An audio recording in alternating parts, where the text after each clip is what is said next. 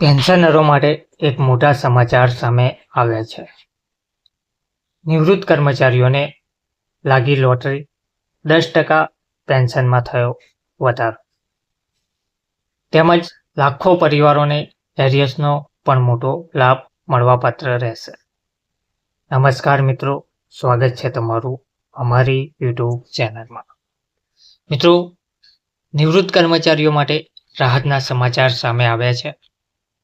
નિવૃત્ત કર્મચારીઓના પેન્શનમાં 10%નો વધારો જાહેર કરવામાં આવી રહ્યો છે અને તેમજ તેમને એરિયર્સનો પણ લાભ મળવાપાત્ર રહેશે.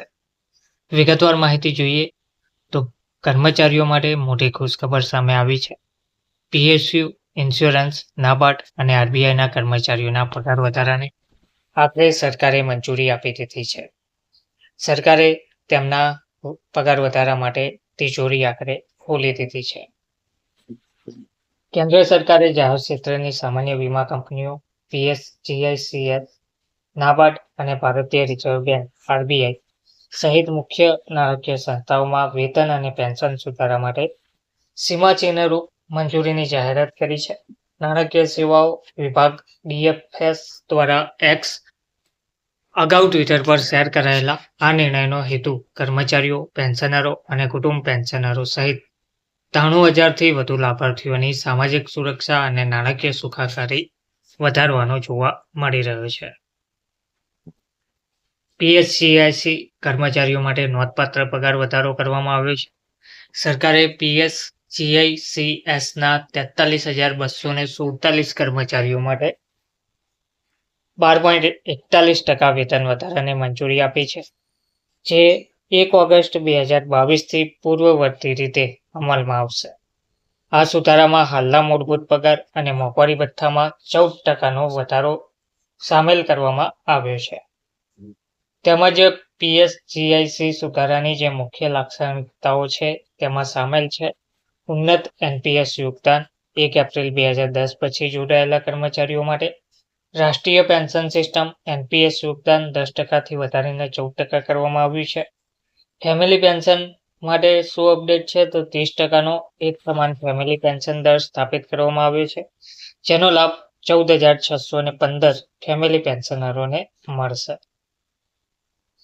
તો કુલ નાણાકીય ખર્ચ PSGIC સુધારા માટે કુલ નાણાકીય અસર ₹5,170.30 કરોડ હોવાનો અંદાજ છે, જેમાં ₹5,822.68 કરોડ વેતન બાકી અને ₹2,097.47 કરોડ ફેમિલી પેન્શનનો સમાવેશ થાય છે.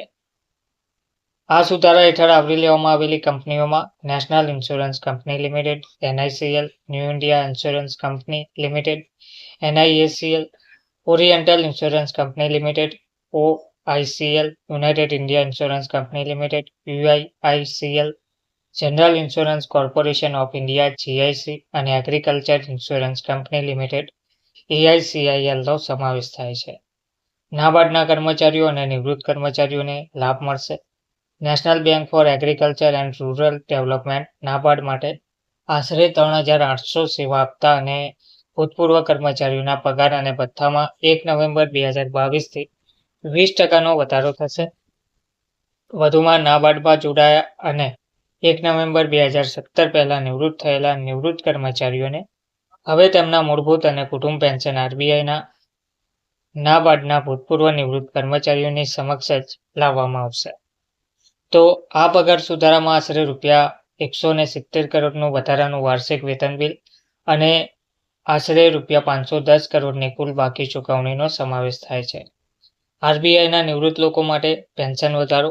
સરકારે 30,769 RBI પેન્શનરો અને કુટુંબ પેન્શનરો માટે પેન્શન સુધારણાને પણ અધિકૃત કરી છે. 1 નવેમ્બર 2022થી અમલમાં આવતા પેન્શન અને કુટુંબ પેન્શનમાં મૂળભૂત પેન્શન વત્તા મોંઘવારી રાહત પર 10%નો વધારો જાહેર કરવામાં આવશે. આ સુધારાના પરિણામે બધા નિવૃત્ત લોકો માટે મૂળભૂત પેન્શનમાં 1.43ના પરિબળથી અસરકારક વધારો જાહેર થશે. RBI સુધારા માટે અંદાજિત નાણાકીય અસર ₹2,696.82 કરોડ છે, જેમાં બાકી રકમ માટે 2,485.02 કરોડનો એક વખતનો ખર્ચ સામેલ છે.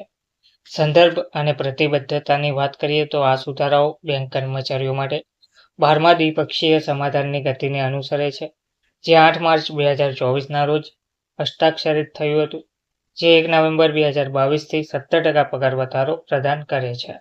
એક નિવેદનમાં નાણાં મંત્રાલયે ભાર મૂક્યો હતો કે આ પગલાં એવા કામદારોના ગૌરવ અને નાણાકીય સ્થિરતા પ્રત્યે સતત પ્રતિબદ્ધતાને પ્રતિબિંબિત કરે છે, જેમણે દેશની નાણાકીય સંસ્થાઓને લાંબા વર્ષોથી સમર્પિત સેવા પૂરી પાડી છે. તો સૂત્રોના જણાવ્યા અનુસાર આ સુધારાઓનો હેતુ કર્મચારીઓ અને નિવૃત્ત લોકોને નિવૃત્તિ પછી વધતા જતા જીવન ધોરણને વધુ સારી રીતે શોષવામાં મદદ કરવાનો જોવા મળી રહ્યો છે. ધન્યવાદ.